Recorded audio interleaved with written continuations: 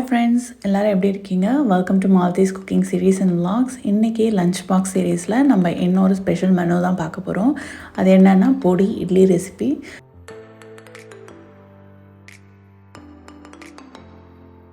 நம்ம கிட்ஸுக்கு காலையில் எப்படி ஈஸியாக இன்ஸ்டண்ட்டாக அது மட்டும் இல்லை ஹெல்த்தியாகவும் நம்ம லஞ்ச் பேக் பண்ண போகிறோம் தான் இந்த வீடியோவில் பார்க்க போகிறோம். நிறைய டிப்ஸும் இந்த வீடியோவில் இருக்குது. புது ஃப்ரெண்ட்ஸாக இருந்தால் மறக்காமல் சப்ஸ்கிரைப் பண்ணி சேனலுக்கு சப்போர்ட் பண்ணுங்கள். அப்புறம் என்னோடய வீடியோஸ் உங்களுக்கு மறக்காமல் லைக் பண்ணுவோம். ஹீட் ஆனதும் 2-3 டேபிள் ஸ்பூன் அளவுக்கு எண்ணெய் ஆட் பண்ணிவிட்டு ஒரு சின்ன சைஸ் வெங்காயம் பொடியாக நறுக்கினதை ஆட் பண்ணிவிடுவோம். கூடவே ஒரு 2 பச்சை மிளகாய் அதையும் பொடியாக நறுக்கி ஆட் பண்ணுவோம். அப்புறம் ஒரு 3-4 கருவேப்பிலை அதையும் நறுக்கிட்டு ஆட் பண்ணிவிடுவோம். இப்போது இதை நல்லா வதங்கிடுச்சு. இது வதங்கினதுக்கப்புறம் நம்ம ஒரு 1/2 டீஸ்பூன் அளவுக்கு உப்பு, அப்புறம் ஒரு 1/4 டீஸ்பூன் அளவுக்கு பட்டை மிளகாத்தூள் சில்லி பவுடர் ஆட் பண்ணிடலாம். ஆட் பண்ணிவிட்டு இந்த மாதிரி நல்லா வதக்கி விடுங்க. அந்த மிளகாத்தூளோட பச்சை வாசனை போகிற வரைக்கும் நம்ம வதக்குவோம். இப்போது இதோட பச்சை வாசனை நல்லாவே போயிடுச்சு. ஸோ இப்போது நான் மினி இட்லிஸ் சுட்டு வச்சுருந்தேன். ஸோ அதை இதில் ஆட் பண்ணிவிட்டு இந்த கிரவுண்ட் மசாலா கூட நல்லா மிக்ஸ் பண்ணி விடுவோம். மிக்ஸ் பண்ணி விடும்போது நீங்கள் அந்த இட்லியை இன்னும் கொஞ்சம் பீசஸாகவும் கட் பண்ணி விடலாம். அது ரொம்பவே ஈஸியாக இருக்கும் பசங்களுக்கு. அதுவும் இல்லாமல் மசாலா உள்ளே நல்லா இறங்கும்.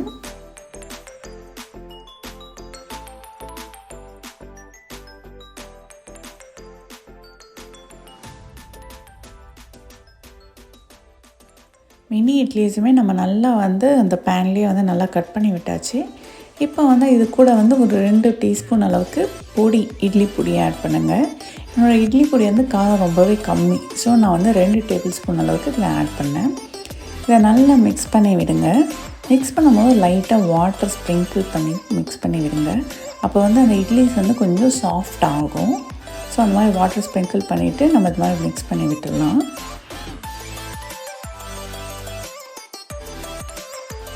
ஃபைனலாக நான் சாப் பண்ண ஃப்ரெஷ் கொரியாண்டர் லீவ்ஸ் இதில் ஆட் பண்ணியிருக்கேன். ஆட் பண்ணிவிட்டு இதை ஒரு தடவை நல்லா மிக்ஸ் பண்ணி விட்டுட்டு ஸ்டவ்வை ஆஃப் பண்ணிடலாம். அவ்வளோதாங்க, காலையில் ரொம்பவே சிம்பிளாக ஈஸியான ஒரு பொடி இட்லி ரெசிபி ரெடி ஆகிடுச்சு. இதை கண்டிப்பாக உங்கள் வீட்டில் ட்ரை பண்ணி பாருங்கள். ட்ரை பண்ணி பார்த்துட்டு உங்கள் கிட்ஸ் சாப்பிட்டாங்களா இல்லையான்னு கமெண்ட் செக்ஷனில் கமெண்ட் பண்ணுங்கள்.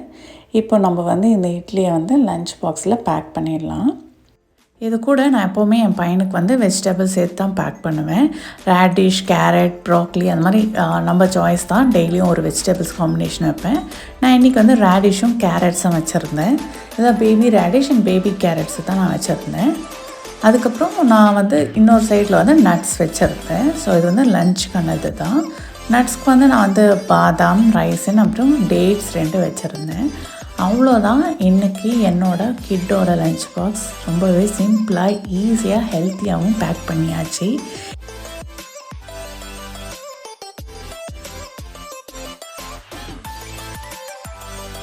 ஸ்நாக்குக்கு நான் ஆப்பிள் வச்சுருந்தேன். அவங்களுக்கு ஸ்நாக் பிரேக் தனி, லஞ்ச் பிரேக் தனி.